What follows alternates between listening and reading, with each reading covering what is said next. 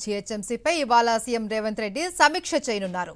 GHMC outer పరిధిలోని కార్పొరేషన్లు, మున్సిపాలిటీల విలీనానికి cabinet ఆమోదం తెలిపింది.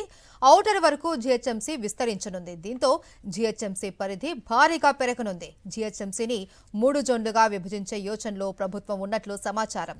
ముంబై తరహాలో జీహెచ్ఎంసీని ప్రభుత్వం విభజించే అవకాశం ఉంది. ఇవాళ సీఎం సమీక్షంలో ఈ నిర్ణయం తీసుకునే అవకాశం ఉన్నట్లు సమాచారం.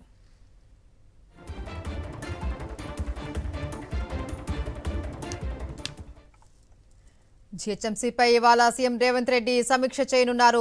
జీహెచ్ఎంసీ ఔటర్ పరిధిలోని కార్పొరేషన్లు, మున్సిపాలిటీల విలీనానికి సంబంధించి కేబినెట్ కూడా ఆమోదం తెలిపింది. దీనికి సంబంధించి పూర్తి డీటెయిల్స్ మా ప్రతినిధి రాకేష్ అందిస్తారు. రాకేష్,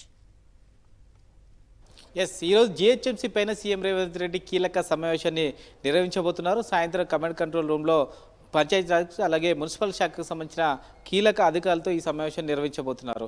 2-3 నెలల్లో జీహెచ్ఎంసీకి సంబంధించిన ప్రస్తుత పాలక మండలి సమయం ముగియబోతా ఉంది. ఈ నేపథ్యంలో 2-3 నెలల్లోనే ఈ జీహెచ్ఎంసీ ఎన్నికలు ప్రభుత్వం నిర్వహించాలనుకుంటుంది. కాబట్టి ఆలోపే జీహెచ్ఎంసీ స్ట్రక్చర్ మొత్తం మార్చాలనేది ప్రభుత్వం యొక్క ఆలోచనగా తెలుస్తోంది. ఇప్పటికే కేబినెట్ కీలక నిర్ణయం తీసుకుంది.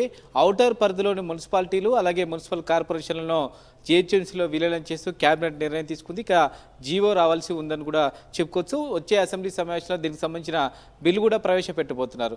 ఔటర్ వరకు కూడా జీహెచ్ఎంసీ విస్తరిస్తుంది కాబట్టి దీని పరిధి చాలా వరకు కూడా పెరుగుతుంది. దీన్ని దృష్టిలో పెట్టుకుని జీహెచ్ఎంసీని 2 లేదా 3 జోన్లుగా విభజించే యోచనలో ప్రభుత్వం ఉన్నట్టుగా సమాచారం. ముఖ్యంగా ముంబై తరహా విధానాన్ని హైదరాబాద్ తీసుకొచ్చే ప్రయత్నం చేస్తూ ఉన్నారు.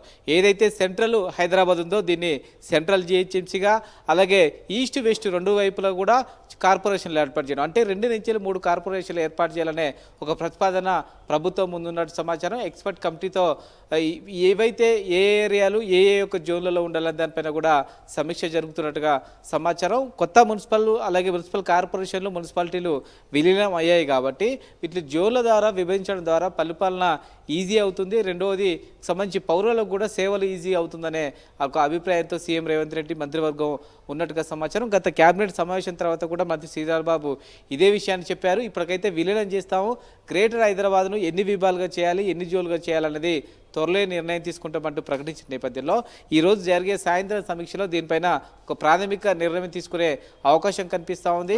ముఖ్యంగా పౌరులకు సేవలు అందించడంతో పాటు వీలైనన్ని అభివృద్ధి కార్యక్రమాలు చేయడం కోసం ఈ జోన్లుగా తీసుకొచ్చే ప్రయత్నం చేస్తున్నారు. ముంబైలో జోన్లుగా చేయడం ద్వారా అభివృద్ధి ఎక్కువ జరిగిందనే ఒక నిర్ణయంతో, ఒక అభిప్రాయంతో ప్రస్తుతం ప్రభుత్వం ఉంది. కాబట్టి ఆ తరహా విధానాన్ని ఇక్కడ తీసుకొచ్చే ప్రయత్నం చేస్తున్నట్టు సమాచారం. ఈరోజు సాయంత్రం దీనిపైన స్పష్టమైన నిర్ణయం తీసుకుపోయినప్పటికీ ఈ జీహెచ్ఎంసీకి సంబంధించిన సమయం, ఈ ఎన్నికల సమయం ముగిసిన తర్వాత దీనిపైన నిర్ణయం తీసుకునే అవకాశం కనిపిస్తుంది. Right, thank you Rakesh.